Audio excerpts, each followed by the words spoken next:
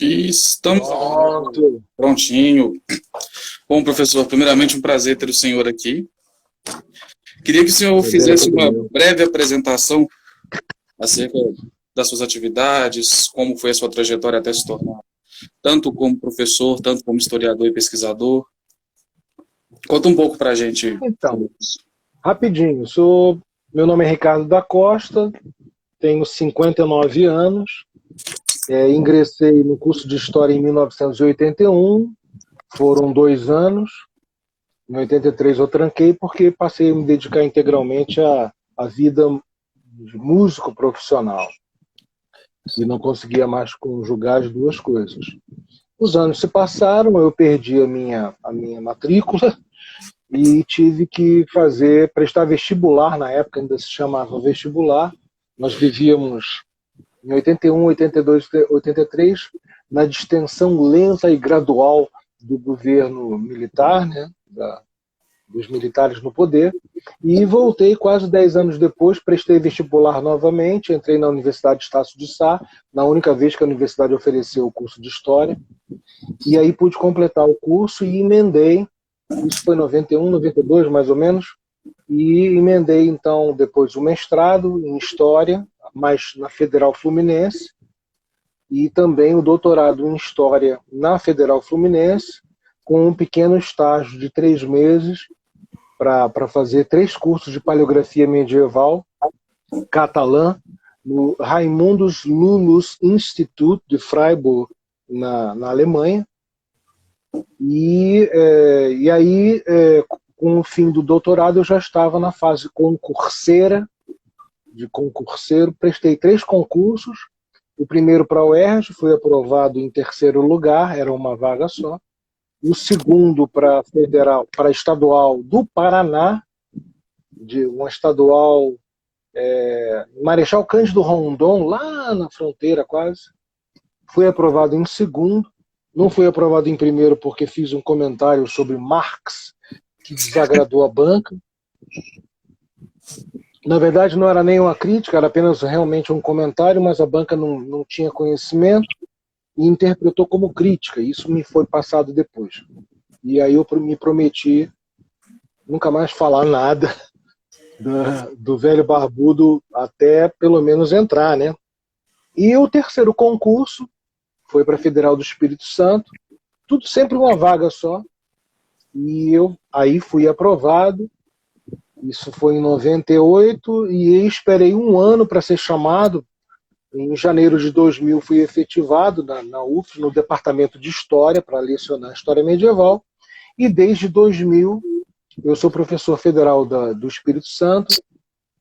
Fiquei emprestado um tempinho no Departamento de Filosofia e também entrei na pós-graduação de Filosofia, porque o meu doutorado foi sobre o pensamento político do filósofo Ramon Llull, ou Raimundo Lully em português. Voltei para a História e depois fui novamente emprestado para o Departamento de Teoria da Arte e Música, porque a professora que lecionava arte antiga e medieval foi embora e ficou um buraco na graduação logo no primeiro período, e eu fiquei mais ou menos um ano e meio trabalhando nos 2 departamentos, no de História e no de Teoria da Arte e Música, até que o Departamento de Teoria da Arte e Música achou por bem, ficou satisfeito com o meu trabalho. Eu passei a me dedicar exclusivamente ao estudo da história da arte, e então surgiu a vaga de concurso, e eles ofereceram essa vaga para o Departamento de História, quando então, depois de muitos anos de via crucis, eu ganhei minha carta de alforria e fui removido, parece até defunto, né? Mas fui removido, é o termo técnico, do Departamento de História para o Departamento de Teoria da Arte e Música, e eu estou lá desde 2012, mais ou menos, ou seja, 10 anos, trabalhando com História da Arte, e é claro, com as suas conexões com literatura, com filosofia, porque o mundo medieval, eu sou medievalista, evidentemente, ele tem uma conexão, ele tem uma multidisciplinaridade muito peculiar e que obriga o estudioso, até pelo percurso mesmo da documentação, o estudioso esbarra com literatura, com filosofia, com arte. Não é possível falar de uma coisa de áreas estanques, quero dizer. E, para terminar, desde 94, mais ou menos, eu decidi disponibilizar o meu trabalho na internet, no site ricardocosta.com. Ele sofreu uma reformulação visual em 99, mais ou menos. Está escrito aqui, aliás, eu estou com um laptop na frente. Em 2011 foi feita uma recalchutagem visual e, graças a Deus, estamos aí desde 2011, desde 1º de janeiro de 2011, com 3 milhões, quase 3 milhões e 300 mil visitas. E eu fico muito feliz porque o trabalho na internet não só me libertou, no mau sentido, quero dizer, dos senhores feudais locais, porque quando você levanta a cabeça e olha que o mundo é grande, né? O contato com os interessados é muito maior. Então, está tudo lá no ricardocosta.com, os trabalhos todos publicados, as traduções, cronologia, vídeos. Minha vida está toda ali, disponibilizada, e é ali que eu tenho as minhas maiores alegrias, com os convites que sempre surgem. E é isso. Perfeito.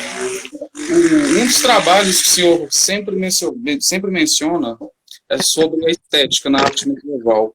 Professor, é incorreto a gente afirmar, como o Humberto Eco sempre afirma, que o século XX é o século da feiura? Porque a gente percebe que é uma distinção muito grande do que é belo e o que é grotesco, tanto na filosofia moderna quanto na filosofia medieval, mas me parece que os medievais sempre trataram da beleza como uma espécie de conexão com o Eros, com o Logos divino, e isso me parece muito mais presente, por exemplo, quando a gente abre um livro de Santo Agostinho, sobretudo nas Confissões, isso fica bem claro, a beleza da alma humana. E isso se evidencia muito antes no Fédon de Platão. Queria que o senhor comentasse um pouco, e tomando como base, o artigo A Imagem da Mulher Medieval em O Sonho e o Curiel e Guelfa. Como é que a gente trabalha essas particularidades? Humberto Eco está certo. Uma obra fantástica dele a esse respeito é a História da Feiura. Tem aqui a edição da História da Feiura. Na verdade, é uma quadrilogia. Tem a História da Beleza, a História da Feiura, a Vertigem das Listas. E depois os 4 volumes da Idade Média, mas eu creio que eles não tratam dessas especificidades estéticas. Não. Os 4 volumes Idade Média, ele organizou no final da vida, convidou toda a historiografia italiana, que ele considerava, que é considerada, aliás, uma das melhores historiografias do mundo, italiana. Eu só conhecia, confesso, o Carlo Ginzburg. Já há muitos anos eu sou leitor do Ginzburg.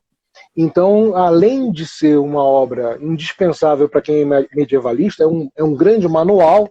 Sem dúvida. Mas, além disso, ele apresenta ao público de língua portuguesa a historiografia italiana relacionada, aqui no caso, à Idade Média. Mas essa quadrilogia, que História da Beleza, História da Feiura, Vertigem das Listas e História das Terras e Lugares Lendários, ela segue uma forma diferente, que é uma pequena apresentação em cada capítulo e extratos de fontes medievais, antigas, modernas, contemporâneas, sempre num jogo de espelhos com a arte, que é uma forma metodológica de se trabalhar desde lá atrás, na Escola do Zanelli, com a História da Vida Privada, que foi uma das precursoras no estudo multidisciplinar, texto e imagem de época. Isso é outra coisa. O Humberto Eco está certo. O século XX foi o século do grotesco, do feio, do disforme, do horroroso, do repelente, do vulgar, de tudo, de toda a caixa de Pandora que se abriu com a modernidade. Não só nas artes, mas na arquitetura, no pensamento, na relativização dos conceitos mais eternos de verdade, de mentiras. Enfim, o século XX foi, de fato, nesse ponto, nesse aspecto, um horror. Um horror. Agora, o texto que você relacionou, na verdade, ele é sobre a imagem da mulher, em Curial e Guelfa. Curial e Guelfa e um sonho. Tanto Curial e Guelfa quanto os sonhos são dois textos que eu fui convidado, que eu recebi um convite para traduzi-los do catalão antigo, porque o catalão medieval na filologia e na literatura se chama catalão antigo. Aliás, as línguas medievais, elas são, quando são analisadas, estudadas, você usa o termo antigo. Então, primeiro foi O Sonho, de Bernat Metja, um grande escritor do período final da Idade Média. Que foi quem introduziu, de fato, o humanismo na Península Ibérica, certo? É a grande tese, porque ele, de fato, tem preocupações humanísticas em plena Idade Média, embora essa cronologia nós sabemos que ela é apenas uma... como é que eu posso te dizer? É apenas uma tradição nós estabelecermos recortes, porque o tempo flui. Então, o tempo italiano não era o tempo alemão e assim por diante. Então, O Sonho é um tratado magnífico, pequeno, seguindo a tradição da lamentação da filosofia do Boécio, né? E ali há uma parte dedicada às mulheres. Aliás, hoje comemoram, né? Hoje é o Dia da Mulher. Eu acho tudo isso uma bobagem desses nossos tempos fúteis. Dia da Mulher, dia do trabalhador, tem dia para tudo, né? Não tem dia para o homem. Tem dia para o homem? Eu nem sei. Mas, não. Nós não temos esse privilégio. Nós não temos esse privilégio, né? Não temos dia do homem. Eu adoro também não ter dia do homem. Que ótimo que nós não tenhamos dia do homem. Que bobagem, né? Exatamente. Como a pós-modernidade foi agarrada pelas vísceras. As pessoas foram sugadas pelas paixões mais bobas, né? Mas, enfim, já diria Shakespeare que a brevidade é a alma do engenho, né? Então, não impressiona que a modernidade se aprisione em conceitos tão breves quanto feriados e festividades.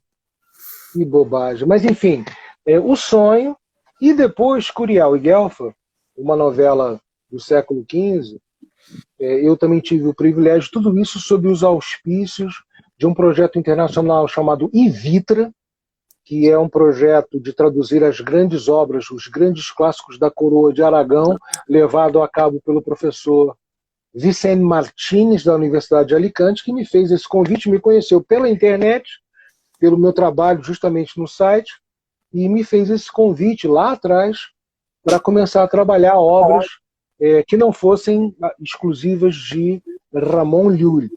E esse trabalho, também me foi feito um convite para eu dar uma palestra, uma conferência, num congresso comemorando, se não me engano, 700 anos da morte de Joana d'Arc, ou alguma coisa do gênero, e pagavam tudo e tal.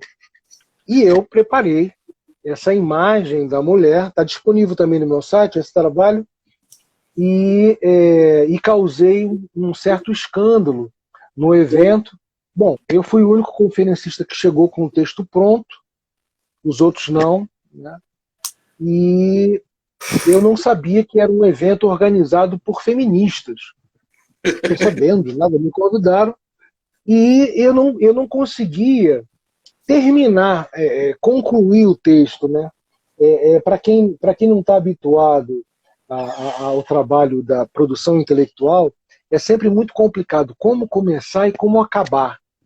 Depois que você dá o pontapé, aí a coisa flui. Mas o início e o fim, e às vezes você empaca. Então eu fiquei algumas semanas sem saber como concluir. Até que um belo dia eu estava no supermercado, na fila de supermercado, essa história é boa. E de repente eu olho assim nas revistas oferecidas logo do lado do caixa, que eles sempre colocam coisas para vender, e aí tinha uma revista comemorando não sei quantos anos de um cruzeiro, se não me engano, e aí era uma edição bonita, né? E havia ali uma entrevista com a Raquel de Queiroz.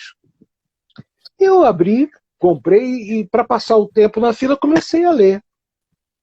Se não me engano, a Raquel de Queiroz foi a primeira mulher na academia, né? A Raquel de Queiroz, às vezes às vezes eu confundo com a Cecília Meirelles. Não, Raquel de Queiroz.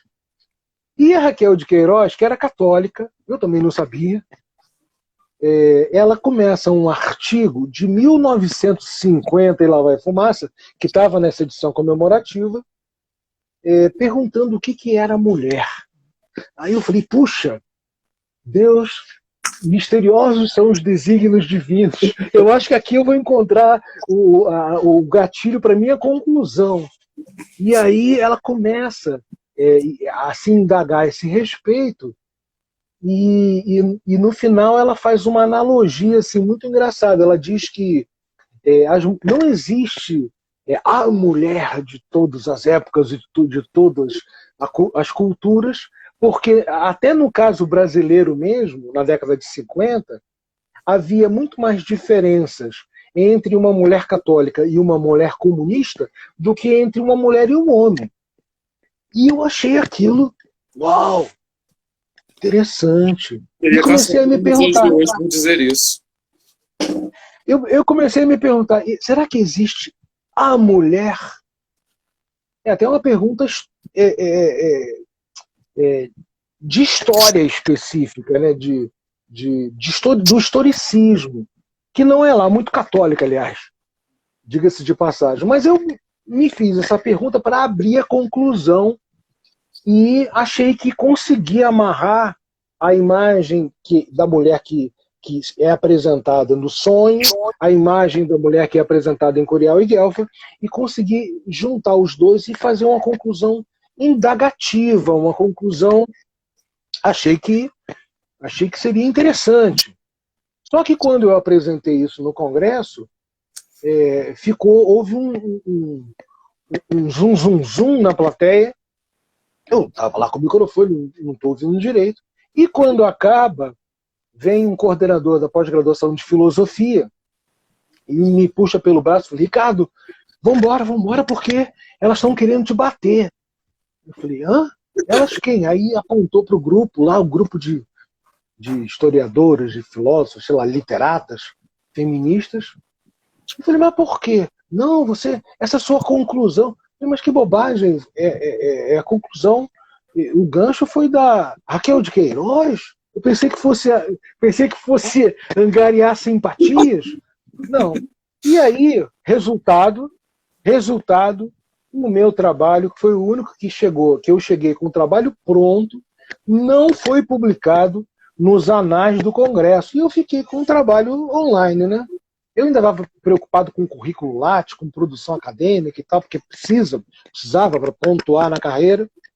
E eu pedi a um grande amigo, o Dr. Armando Alexandre dos Santos, que fizesse uma revisão do texto e me ajudasse a fazer uma outra conclusão. E o Armando, que depois fez doutorado sob minha orientação, ele é doutor lá pela Universidade de Alicante, e fez também a revisão de Curial e Guelfa, a revisão gramatical, porque eu, de fato, não tinha condições léxicas para fazer uma tradução no mesmo nível poético do texto original. Eu precisava de alguém que, como o Armando, como eu brinco com ele, que sabe Camões de cor. E o Armando mudou a conclusão e deu uma polida, deu uma maneirada, digamos assim, na minha rudeza afirmativa. E depois o trabalho foi publicado lá na Califórnia. Você vê, sair do Nordeste do Brasil, foi para a Califórnia. Deus, E é um dos trabalhos Deus mais generoso. visitados internacionalmente, é esse trabalho, não é? Eu não sei, eu confesso que não sei. É porque a revista pediu para que ficasse ali o link da publicação lá da Universidade de Santa Bárbara, na Califórnia. Eu sei que, vejam, para concluir a respeito desse texto, qualquer manipulação, qualquer uso da história que não seja o fim do estudo da história em si, ele proporciona distorções e mal entendidos e utilização política, evidentemente, que está muito em voga hoje, releituras do passado ao prazer do olhar do pesquisador ou da pesquisadora. Eu não trabalho assim.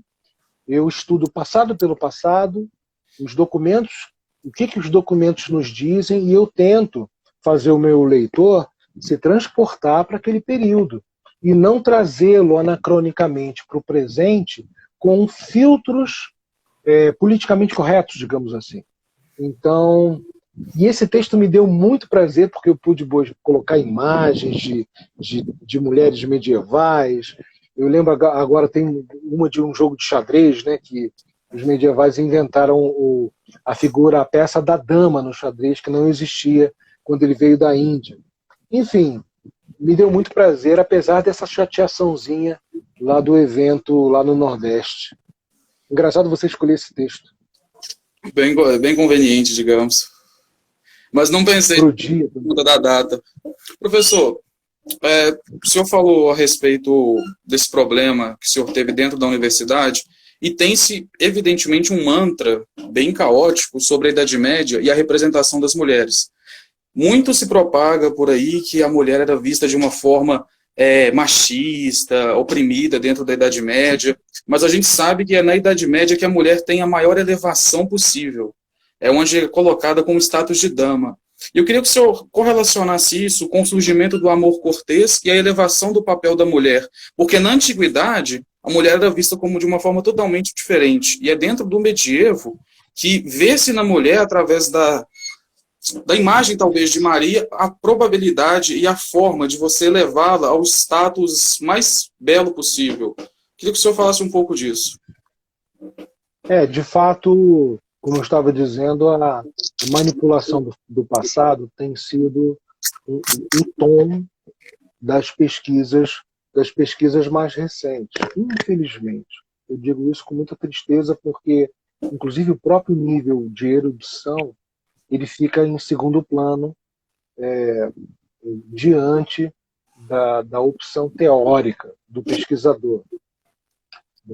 É fato que as mulheres na Idade Média, as mulheres e as crianças, elas passaram por um processo de revalorização, ou de valorização, que você quer dizer. Você está certo, isso se deve, em primeiro lugar, ao cristianismo, a elevação da imagem de Maria, que aparece muito mais vezes na Bíblia do que o seu marido. Sim. Muito mais. Então, isso também é uma herança, para não me valer de uma explicação teológica, isso também é uma herança histórica do judaísmo, em que a mãe judia tem um papel muito importante na transmissão do povo eleito, né? É o sangue da mãe que dá o selo de garantia que o filho é judeu. E o papel da mãe é muito destacado na cultura judaica.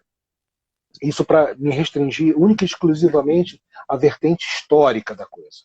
Mas é fato que, gradativamente, essa condição, a condição de aquele pater familias tão poderoso do período romano, por exemplo, ele foi sendo matizado, até chegarmos ao os séculos XIII e XIV, com a sacralização do matrimônio, com a Igreja Católica tornando o matrimônio um sacramento, em que era necessário o sim da mulher tanto quanto o sim do marido. Não há nenhum padre na igreja que consinta realizar um casamento sem ter aprovação jurídica mesmo dos dois, que são iguais diante de Deus.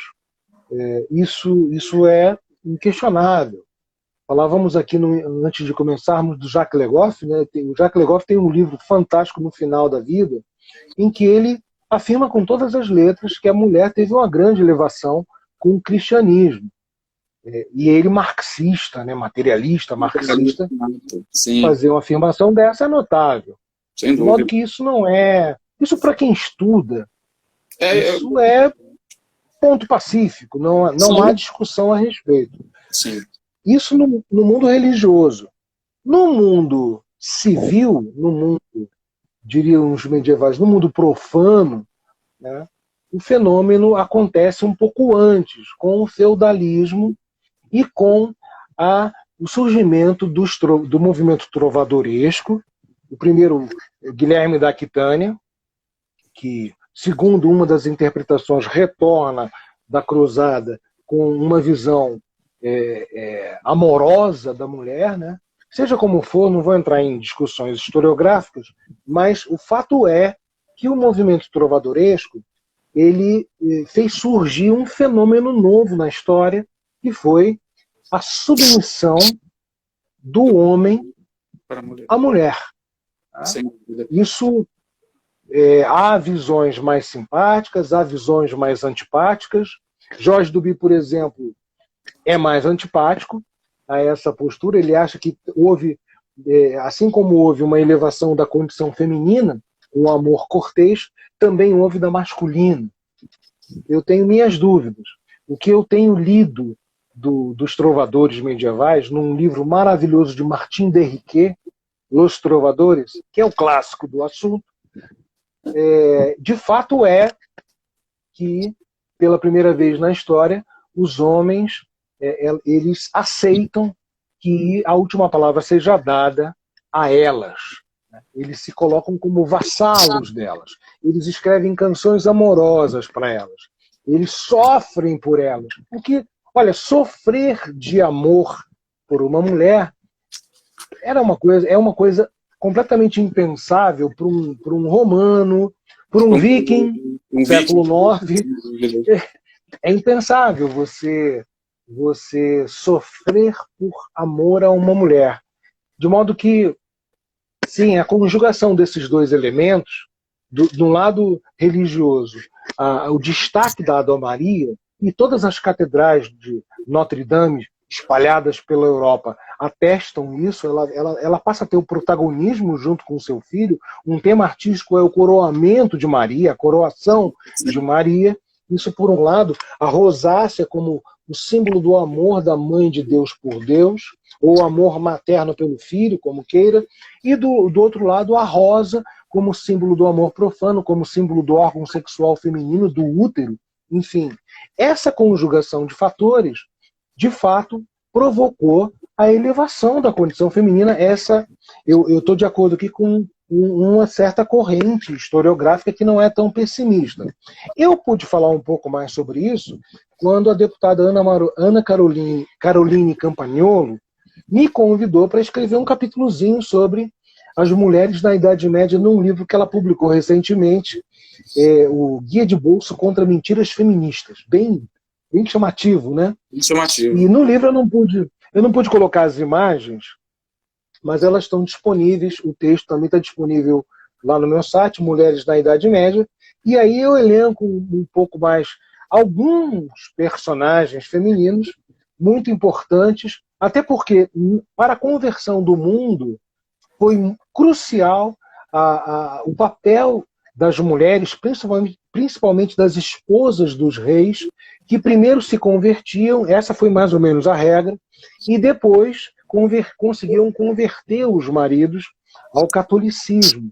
Essa foi mais ou menos a regra e a participação feminina muito importante na conversão da Europa ao catolicismo.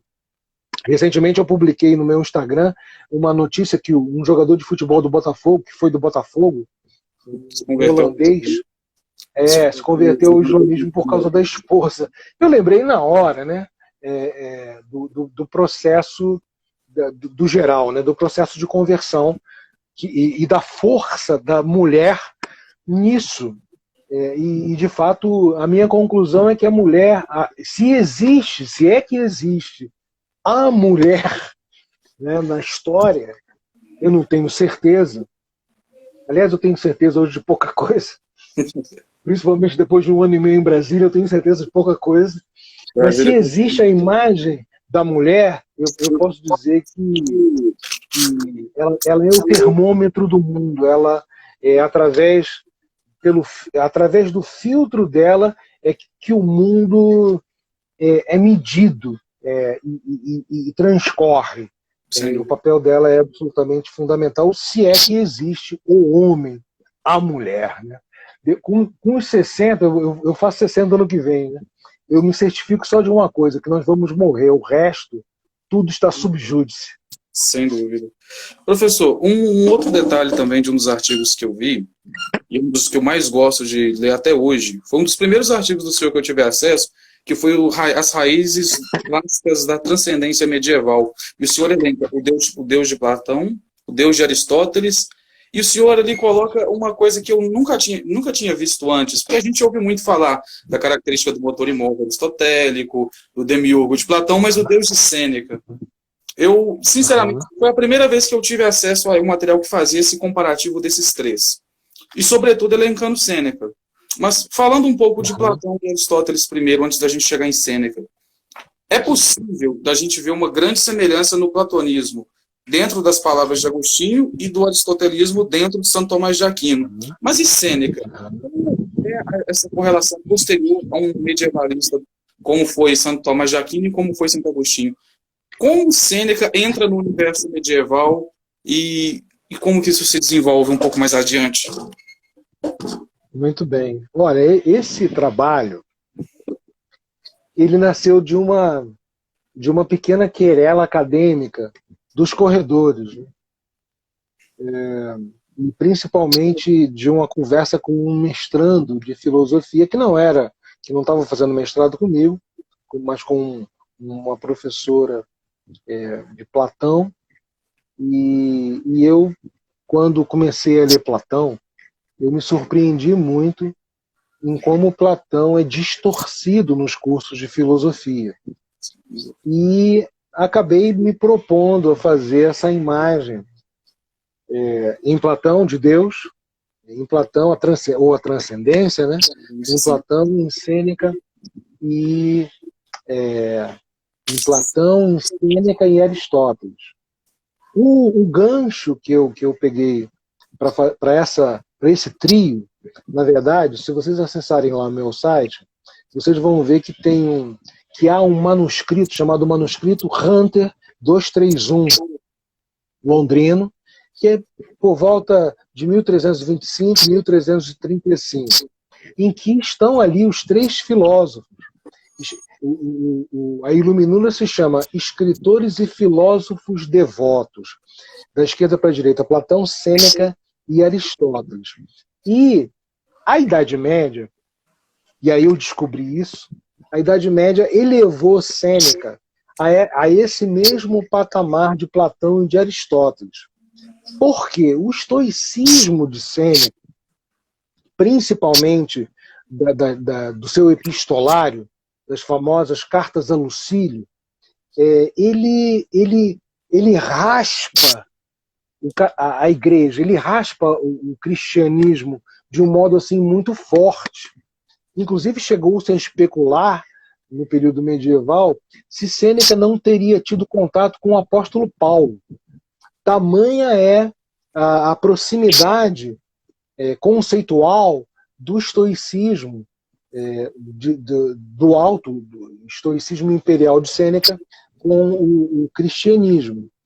E eu já tinha lido as cartas a Lucílio, e tinha também assim, ficado muito impressionado com esse tom que beirava a religiosidade cristã. Aliás, eu já tinha me impressionado com Platão, né? Quando eu comecei a ler Platão, comecei com Protágoras. Eu falei, ué, parece um filósofo Evangelho.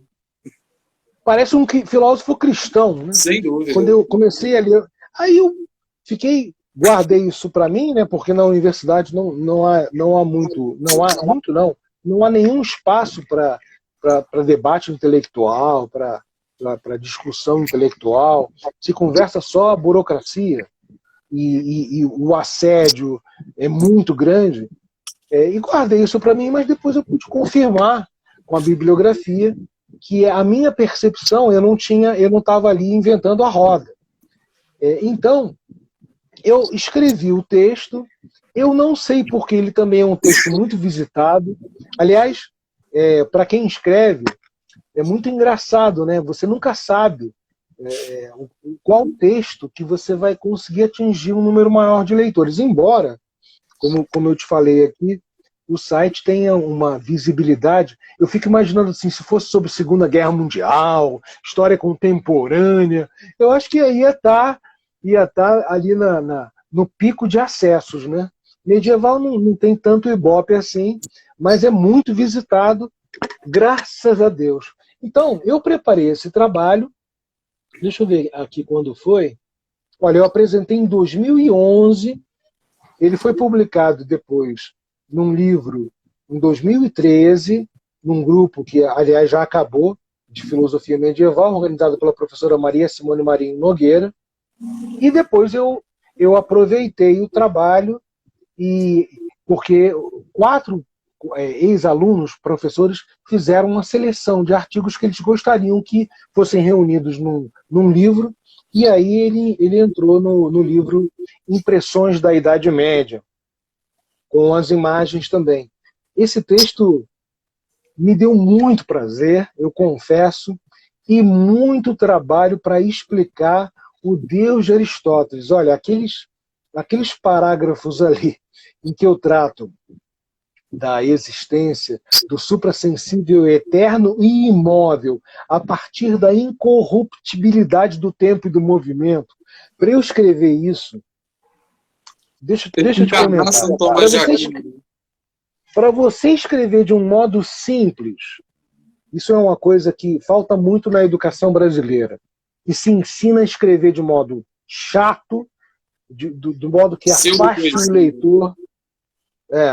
Então, para você escrever de um modo simples e conciso, como gostavam os gregos, né? Os gregos defendiam que a beleza era a simplicidade, a verdade e a clareza. Isso dá um trabalho, mas vocês não imaginam esses parágrafos aqui sobre o movimento, eles me deram muito prazer. Muito prazer. Olha, esse texto, eu também não sei porque é muito lido, mas ele também é muito apreciado. O de Curial e Guelph aí do sonho, que você citou anteriormente, não tanto. Talvez ele ainda seja redescoberto. Pela questão de que o Ramon Lúlio não é nem tão conhecido ainda no Brasil como deveria. A gente conhece, por exemplo, Santo Anselmo, Abelardo, conhece vários outros, mas quando a gente pega essas especificidades desses autores que trataram de grandes temas, por exemplo, a obra do Ramon Lúlio, se não me engano, dá mais de 100 obras. Então, assim, quase 300. Quase 300 obras, exato. É até difícil para a gente transpor isso, porque, veja bem, eu vejo da seguinte forma, professor. A gente passou por uma crise educacional gigantesca dentro do Brasil, e é claro que o sucateamento da vida intelectual sempre se fez presente aqui. Então, desde sempre, a gente que estuda história medieval sempre sofreu com isso, com os primeiros preconceitos, e, sobretudo, nem tanto o preconceito para nós era um problema, porque amai-vos a verdade. Então, eu sempre vi mais o problema para a gente conseguir material de pesquisa. Com o surgimento da internet, isso facilitou muito. Mas, ainda assim, é dificílimo para a gente conseguir trazer os livros. Até porque, se a gente for olhar a grande bibliografia de história medieval, a gente só consegue ela ou em francês, italiano e no catalão. Pouquíssimas vezes eu consegui alguma coisa dentro da língua portuguesa Tanto que foi uma das coisas que eu fiquei maravilhado quando eu descobri o seu site em 2018. Eu fiquei assim, meu Deus, existe medievalismo dentro do Brasil. Foi uma surpresa. Eu fiquei assim, de 7 horas da manhã, num sábado, até as 8 da noite, só ficando lendo ali. Fiquei maravilhado com aquilo. E falando nessa questão de bibliografia, professor, o autor que para o senhor hoje, como um historiador, qual é o autor que mudou totalmente a sua visão acerca da historiografia medieval e da filosofia medieval propriamente dita? É um conjunto, né? É um processo em que não há conhecimento inútil nesse sentido. Eu comecei com a dupla. Na verdade, eu comecei a estudar a Idade Média no meu TCC, na minha monografia, que eu dediquei à participação da Ordem do Hospital de São João de Jerusalém nas Cruzadas. Então, eu estava ali envolvido com as Cruzadas. Então, o primeiro grande autor que me marcou foi Stephen Runciman, que tem uma obra clássica, As Cruzadas, de 1954, se eu não me engano, que é absolutamente maravilhosa. Ele foi o meu guia basilar da realização do trabalho do TCC. E ali eu descobri também São Bernardo de Claraval. Fiquei muito, muito impressionado com São Bernardo, isso no TCC. Quando eu ingressei no mestrado, eu descobri muitos autores portugueses, porque a minha orientadora trabalhava com História de Portugal, e eu ingressei, pouco conhecia, tive que me debruçar com muita avidez e planejamento e organização para poder fazer o trabalho de mestrado. O historiador português que mais me chamou a atenção foi José Matoso, que ex-religioso, seguiu essa trajetória mais ou menos comum dos grandes historiadores, né? Gente que está na igreja, depois sai da igreja e tem aquela formação fantástica, né? Agora, também um marxista me influenciou, de português, Oliveira Marques. Maravilhoso. Porque o marxismo antigo, se eu posso colocar aqui entre aspas, antigo, era muito erudito e muito com a capacidade de observação da realidade muito precisa. Evidentemente, o que eu divergia e divirjo é a solução, né? Como resolver os problemas, mas a percepção da realidade eles faziam muito bem antes do pós-modernismo. Então, Oliveira Marques. Aí, entrei, descobri o Ramon Llull. E aí é uma outra historiografia muito importante também, muito boa. Não dá para elencar, tem um instante aqui só disso. Um dos maiores é o Fernando Domingues Reboiras. Mas, enfim, há uma série. Pere Villalba, para mim, um grande intelectual. Ele, inclusive, tem uma história de Roma, que é a melhor história de Roma que eu já li na minha vida. Ele não só se dedicou a Ramon Llull, mas também a autores clássicos e tal.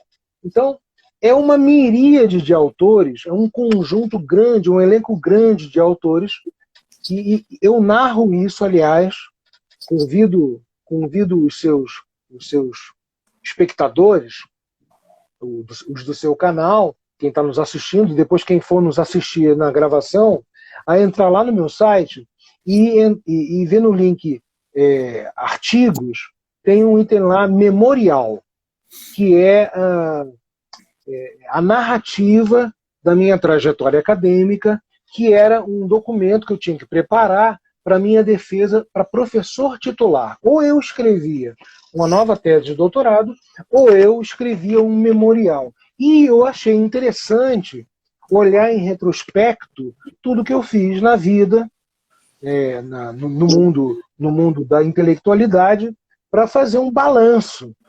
Eu me lembrei muito de um livro fantástico chamado Ensaios de Ego e História. Tem vários autores da Escola dos Anais que contam a sua vida. Fernand Braudel é um, por exemplo, que também me influenciou muito. Fernand Braudel, Humberto Eco, José Henrique Ruiz Domènech, que é um grande historiador espanhol. Olha, tem muita gente, seria injustiça aqui. Eu convido a leitura do memorial, que eu defendi diante de uma banca assim, que havia alguns elementos hostis. Bem hostis. Hostis. Inclusive o vídeo está disponível também, foi gravado, porque Universidade Pública. Foi interessante. E ali eu conto ali toda a trajetória intelectual com todos os autores, os projetos de pesquisa, os assuntos, enfim. Não é impossível você dizer quem foi o cara. Não. É um processo, até porque você vai ver isso quando ficar mais velho também. Com 60, você vai ler o mesmo livro de outra forma. Você me convidou hoje para ler o Zinga, eu peguei aqui o livro, o capítulo que você me sugeriu, eu falei, nossa, quanta coisa! Eu não consegui falar isso agora. É muita coisa interessante e como escreve bem. O Zinga foi outro, muito importante para minha formação intelectual. Então, é um conjunto grande olha, tem vários, dá vontade de ficar aqui contando. Podíamos fazer uma live um dia, eu te mostrar, eu comentar um por um é impossível, mas as estantes com os autores, que aí eu vou ter uma memória mais precisa. Sim. Mas olha, fugir do século XXI, do século XX. É uma maravilha. É uma maravilha. É uma maravilha. Não há amigo melhor que um livro para nós. Né? Olavo de Carvalho foi no Brasil que me fez manter a sanidade na década de 90, quando eu li lá o Imbecil Coletivo. Eu dava gargalhadas dentro do quarto. Não, mas o Imbecil Coletivo, nossa, aquele livro ali, você ficava 10 minutos lendo, uma risada diferente. A disputa dele com o reitor da PUC, olha como me causava. Eu ria muito. Isso me lembra muito também quando, eu não me lembro agora ao certo, não sei se foi foi a Marilena Chauí que o Bruno Tolentino escreveu até um poema criticando ela. Era muito diferente isso, era muito bom. Então, é muita gente que nós devemos prestar reverência e sempre, veja bem, eu queria destacar isso aqui porque ontem um professor, que aliás participa dessa série A Beleza Importa, ou O Fim da Beleza. Fim da Beleza. Eu devo estar com ele em abril, vamos tomar um café em Londres. Ele me mandou um print de uma pessoa destruindo o Humberto Eco sem ter lido nenhuma linha do Humberto Eco. E a pessoa do altar olímpico. Aí ele perguntou o que eu achava. Aí eu falei, olha, não leu, não gostou, eu não considero. Não leu, não gostou, nem... depois, na quarta linha, quando eu vi que a pessoa não tinha lido, já larguei. Então, na escola eu tive uma experiência próxima a isso, mas foi com o Eric Feiglin. Citei o Eric Feiglin, agora não me lembro ao certo qual foi dos livros. Foi o Anamnese. Aí, comentando o Anamnese na escola por um professor, aí falou, mas esse autor não é conhecido na academia. Eu falei, porra, se você pegar a obra inteira do Eric Feiglin, 2 páginas dele, é uma coisa impressionante. Tanto que o meu Anamnese já está com as páginas todas soltas de tanto ler. Você poderia ter dito, o que eu também sugiro aos aspirantes a entrar no sistema, porque é um bom emprego, né? É uma carga horária na prática reduzida para você poder estudar e preparar o material. Eu sugiro prudência e canja de galinha. Eu teria dito para esse seu professor, puxa, professor, feliz fico eu de poder apresentá-lo a esse autor que o senhor não conhece. Olha que maravilha. Pronto, não haveria briga. Você pode falar as mesmas coisas de formas diferentes. Aliás, era uma coisa que eu encrespava intimamente um pouquinho com o querido Olavo de Carvalho, que perdia as estribeiras muito fácil. Facilmente. Então, você pode falar a mesma coisa. O caso do Rui Falso naquela ligação. Então, você pode falar a mesma coisa, aliás, defendo eu, com um resultado, às vezes, a médio prazo, muito mais sólido do que você proferir diatribes que causam aquele impacto no momento, mas assim, a médio e longo prazo, elas tendem a se evaporar à medida que o tempo passa. Eu sempre sou defensor de que você me joga uma pedra, eu vou te devolver a pergunta. Poxa, é isso mesmo? Né? Não acho produtivo para a nossa luta pela cultura, pelo debate intelectual, nós respondermos na mesma altura. Não acho produtivo. Não, e não é mesmo. Mas, assim, se você olhar a direita brasileira, o que eles fazem no Brasil é fazer memes e etc. Aí quando você vai ver como é que é a organização do pessoal de esquerda, é um negócio absurdamente mais elevado. O pessoal se ajunta. Não, eles jogam xadrez com 20 movimentos de antecedência. Sem dúvida. 20 movimentos. Eu pude ver isso, presenciar isso, não só na minha vida acadêmica, mas como também no ano e meio que eu fiquei em Brasília, com o ministro Ricardo Vélez e depois com o ministro Weintraub. Eu pude perceber essa precisão cirúrgica com que as esquerdas organizam a sua resistência.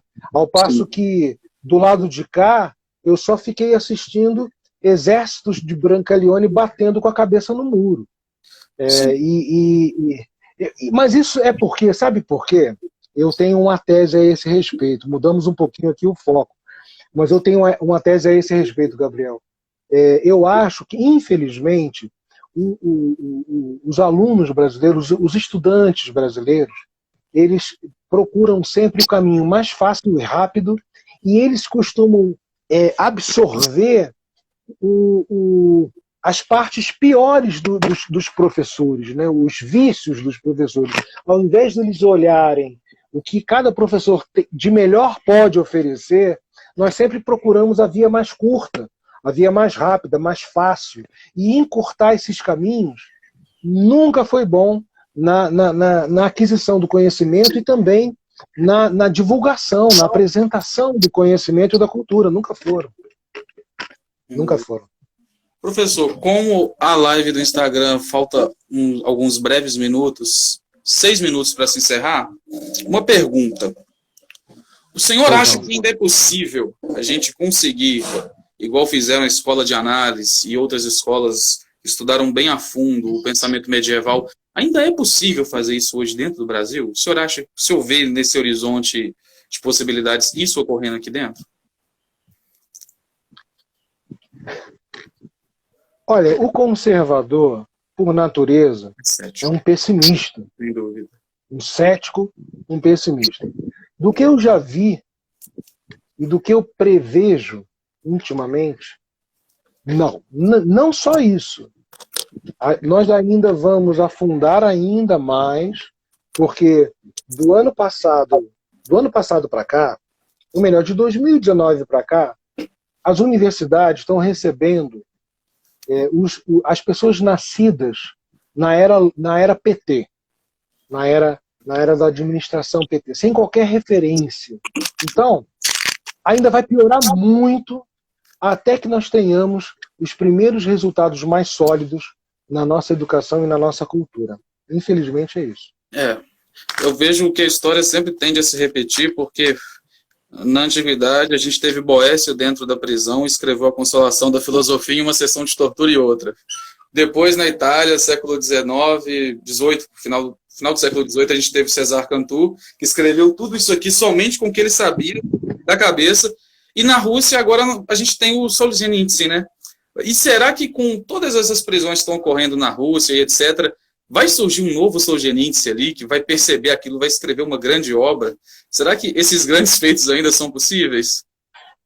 A graça da história é que nós nos apaixonamos pelos mortos. Sem dúvida. Quanto mais abaixo da terra eles estiverem, melhor para o nosso estudo. Eu vou encerrar aqui com o Fernando Brodel, que disse: não é tão bom ser historiador, o presente não é sempre tão desinteressante. Ele fala isso com todas as letras, nos escritos Reflexões sobre a história. Então, assim, é claro, eu faço a minha parte, você faz a sua, nós fazemos o que dá para ser feito nos nossos mundinhos. E eu espero que os meus trabalhos frutifiquem, eles estão todos disponíveis, mas assim, eu não sou muito otimista, eu não sou nada otimista. Nada otimista. Eu sou muito realista e cético. Muito realista e cético. Bom. Muito obrigado.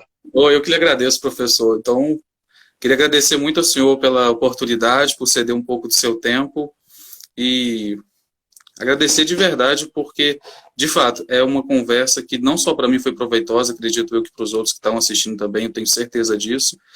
E, assim, uma última pergunta, só para não passar batido. Quando que nós vamos ter novas impressões sobre impressões da Idade Média, professor? Que é um dos livros que mudou muito do meu pensamento também. Vou falar com o Márcio Scansani, o editor lá de São Paulo, ver se ele se anima um pouquinho. Ele está agora com um novo projeto, eu não posso contar, mas ele já me convidou. Eu já até imagino que seja, porque numa live o Márcio mencionou. Eu já até imagino que seja. Ele fala muito. Ele fala muito. Mas eu vou falar com ele com certeza. Com certeza. Professor, um grande abraço, foi um enorme prazer conversar com o senhor, viu? Muito obrigado.